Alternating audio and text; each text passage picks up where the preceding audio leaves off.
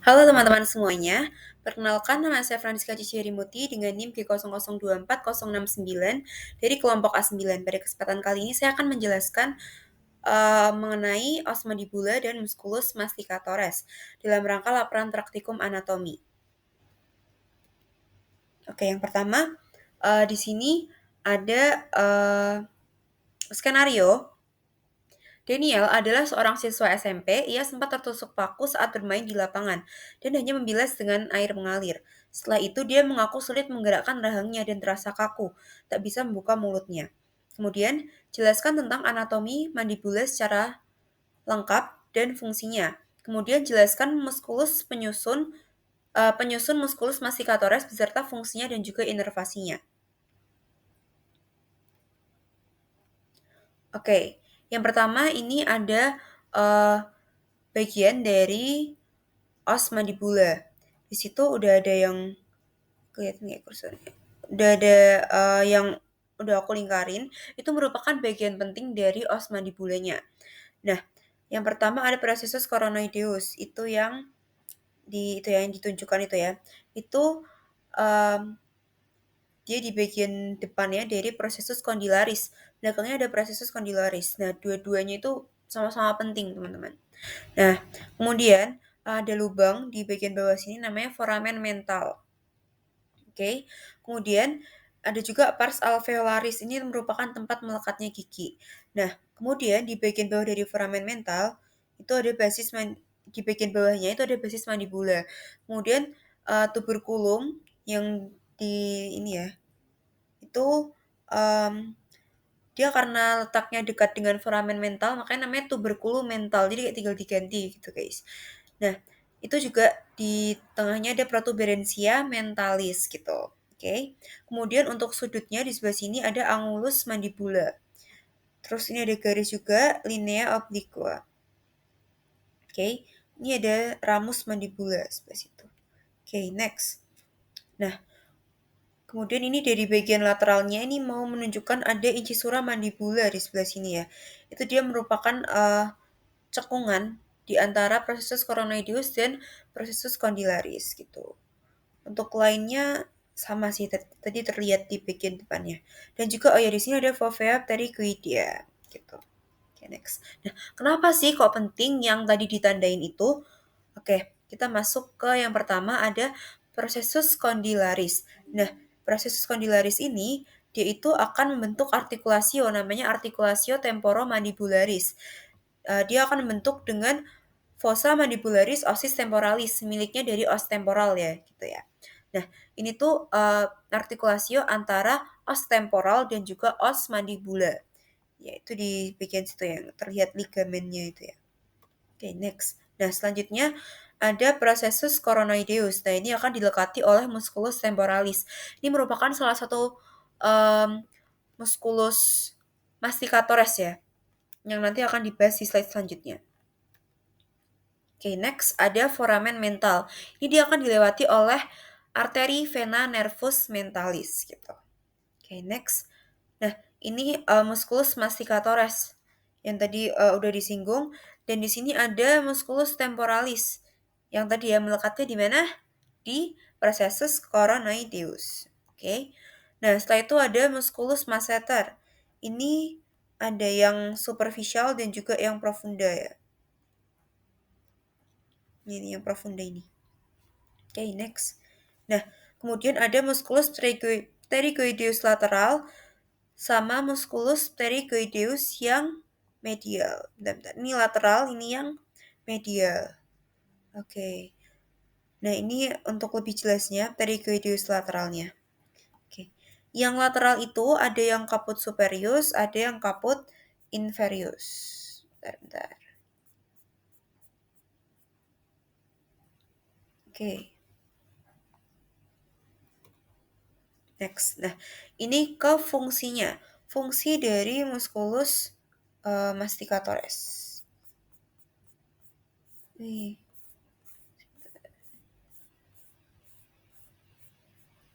Oke. Nah,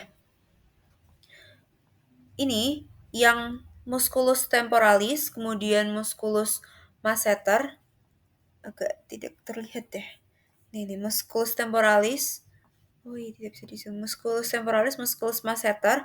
Kemudian yang medial pterygoideus itu dia intinya itu untuk elevasi mandibula. Di sini ada ya, elevasi mandibula. Elevasi mandibula, elevasi mandibula.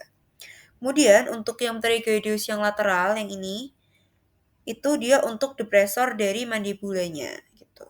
Oke, next. Kemudian ke inervasi dari musculus masticatoris. Nah, ini beda ya sama yang musculus yang untuk fasies, yang fasialis ya, yang untuk mimik wajah. Musculus masticatoris itu dia untuk mengunyah ini ya, untuk mengunyah. Nah, itu dia inervasinya oleh nervus trigeminus atau nervus yang kelima. Itu untuk sensoriknya. Kemudian nervus trigeminus itu dia bercabang lagi, ada 3 cabangnya, ophthalmicus, maxillaris, sama mandibularis. Nah, yang nervus mandibularis ini dia juga membantu untuk fungsi motorik jadi pergerakan otot masticatoris gitu. Oke, sekian. Terima kasih. Oke, lanjut untuk laporan yang kedua ada regio dari antebrachii. Regio antebrachii. Nah, oke, di sini ada skenario. Seseorang merasa lemas pada tangan tepatnya di digiti 1 sampai 3, tidak dapat berkontraksi saat jari digerakkan untuk menggenggam.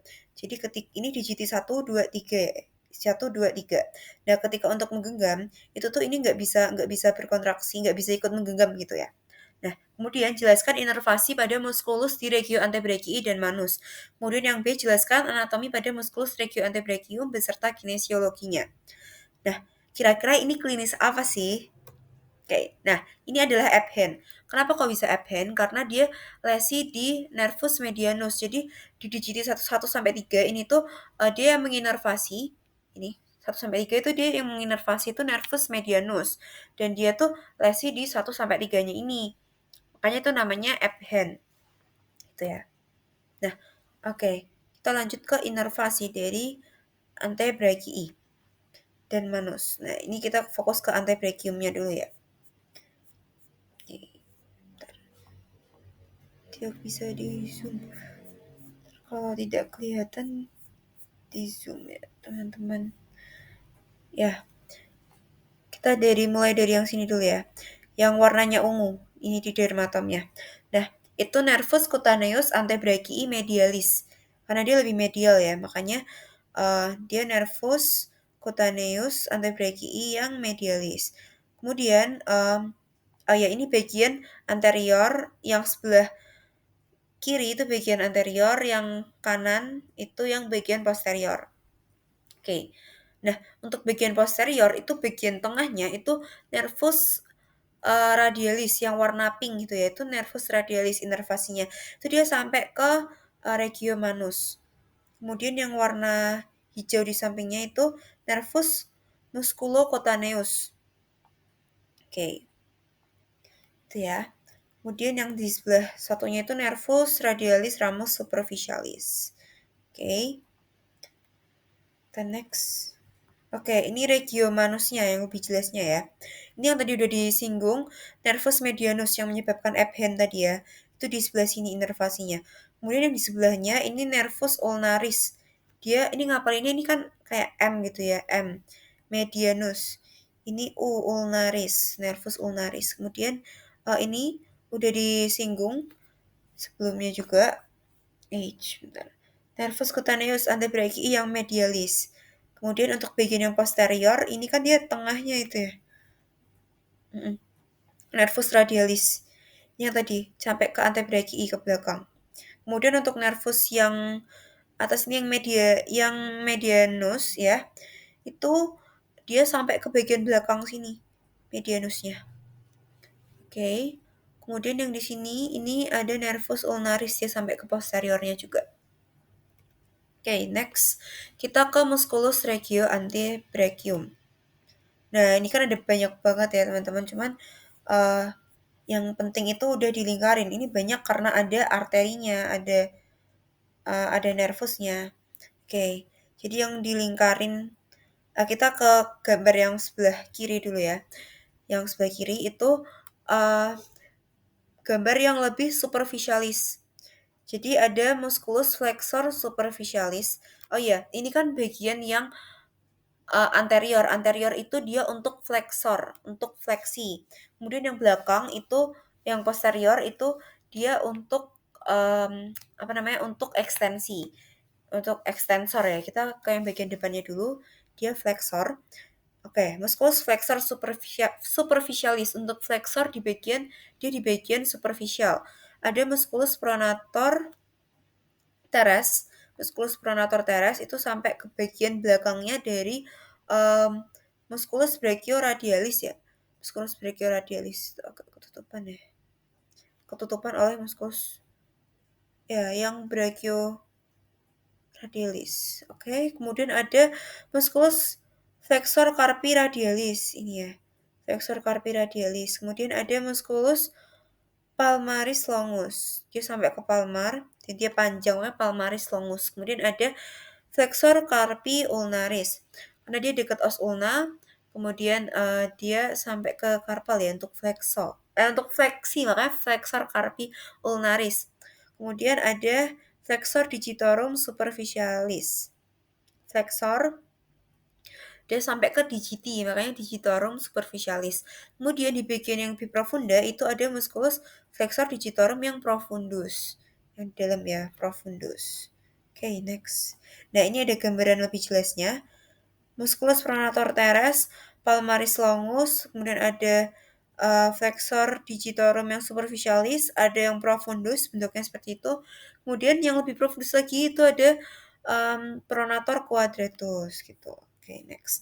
Nah, ini untuk bagian posteriornya. Ini sebenarnya tinggal diganti. Tadi kan yang di bagian depannya itu kan dia flexor ya, fleksi. Nah, ini yang di bagian belakangnya extensor, ekstensi. Nah, ada musculus extensor carpi radialis longus. Dia panjang ya, kaputnya ya. Kemudian ada musculus extensor carpi radialis yang brevis. Ya ini. Yang kaput brevis, dia yang lebih pendek.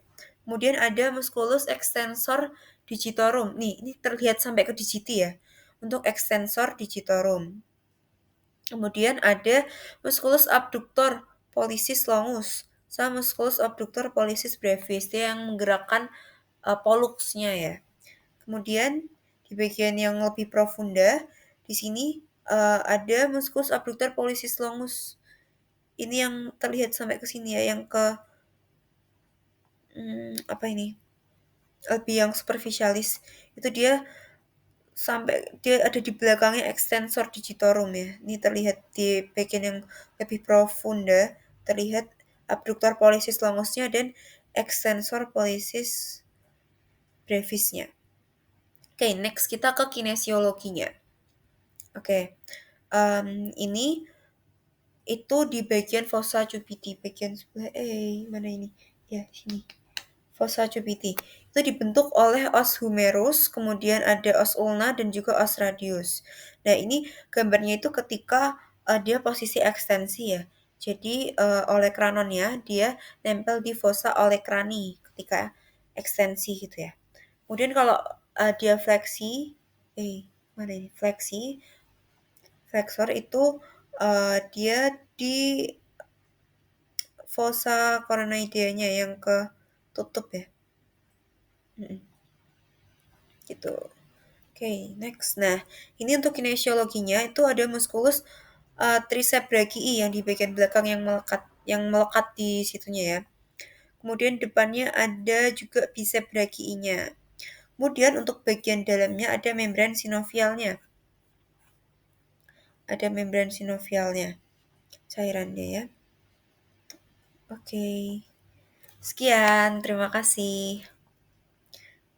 Oke, kemudian kita lanjut untuk laporan yang ketiga, articulatio genu dan os femur. Oke. Ini ya, di sini ada ada skenario seorang pria 23 tahun mengalami cedera lutut pada saat bermain futsal dan merasakan ada bunyi crack. dan lututnya terasa tidak stabil. Setelah kejadian, lututnya membengkak dan sulit untuk digerakkan. Kemudian jelaskan anatomi penyusun lengkap dari artikulasi genu yang lengkap. Kemudian jelaskan ligamentum yang berkuat artikulasi genu. Kemudian jelaskan anatomi dari os femur. Nah, oke. Ini ada anatominya dulu ya, dari artikulasi genu. Nah, tapi ini langsung juga ada keterangan ligamennya juga sekalian di gambarnya ini.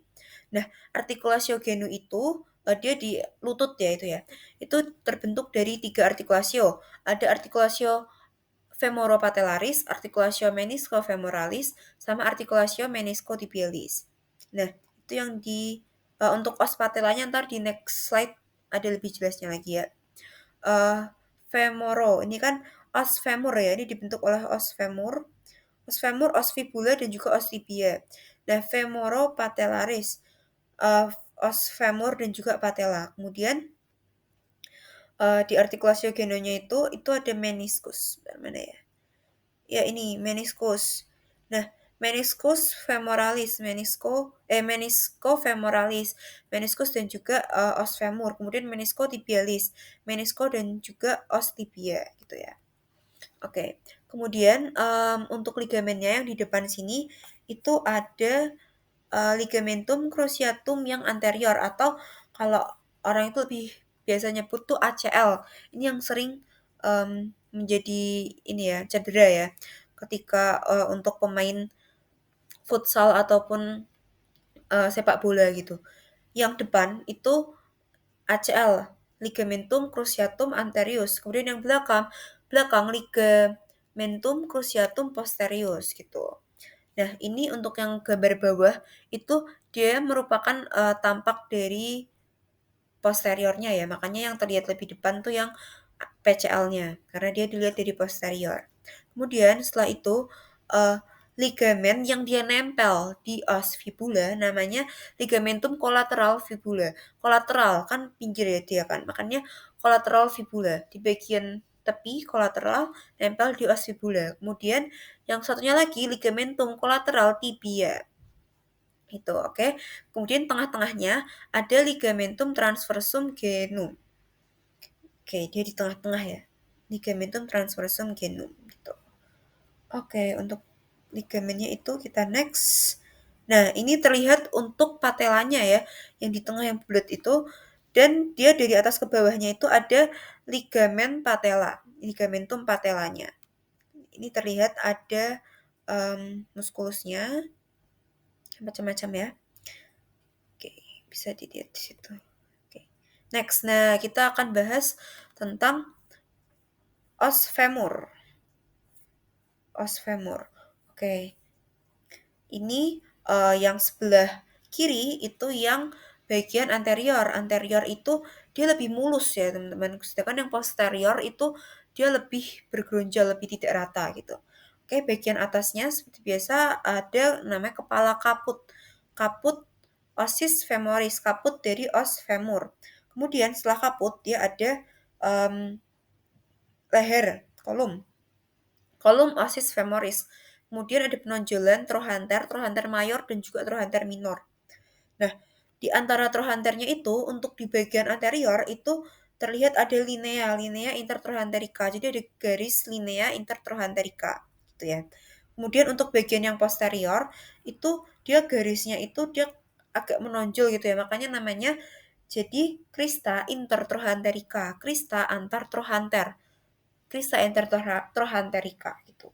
Kemudian untuk di bagian posteriornya itu juga terlihat ada linea pectinea. Itu dia garis di bawahnya dari trochanter minor. Kemudian ada tuberositas glutea. Itu penonjolan juga tuberositas glutea. Oh iya, di kaput os femorisnya itu ada kayak apa ya, cekungan. Lubang ya, cekungan kayak titik gitulah. Itu fovea capitis osis femoris di ujungnya. Fovea capitis osis femoris. Oke. Nah, kemudian di bagian yang posterior itu ada linea aspera, garisnya itu ya. Ada linea aspera. Kemudian di bagian tengahnya, di badannya itu ada, di badan tulang itu ada foramen, namanya nutrien foramen di bagian posteriornya. Gitu. Oke, kita ke bagian bawahnya. Untuk yang bagian anterior itu ada lateral, ini sebenarnya sama ya, bagian depan dan belakangnya.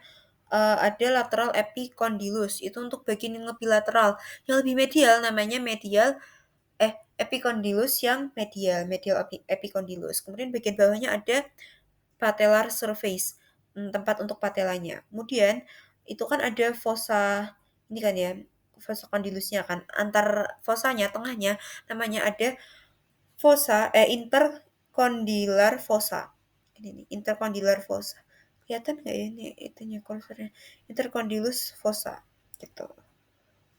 Oke, itu aja sih. Sekian, terima kasih.